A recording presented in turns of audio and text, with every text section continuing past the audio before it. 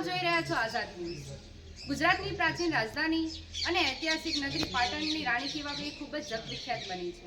અહીંયા હજારોની સંખ્યામાં વિદેશીઓ અને લાખોની સંખ્યામાં ભારતીયો આવી રહ્યા છે।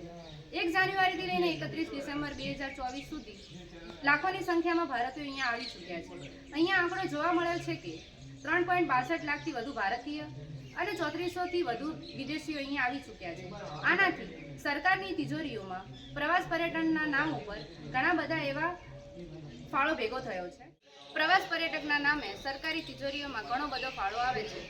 માનવામાં આવે છે કે લગભગ 1.65 કરોડ રૂપિયાનો પ્રવાસ પર્યટક નામે રાણી કી વાવમાંથી ફાળો આવ્યો છે અને આ ફાળાના લીધે રાણી વાવમાં સુધારા વધારા કરવામાં તે મદદરૂપ થઈ શકે છે। અહીંયા પાટણના કોટ, કિલ્લા, દેવડા, પટોળા એ ખૂબ જ યુનેસ્કોની યાદીમાં જગવિખ્યાત બની છે અને આપણા ગુજરાતનું નહીં, પાટણનું નહીં, પરંતુ પૂરા ભારત દેશનું નામ ગૌરવથી રોશન કર્યું છે।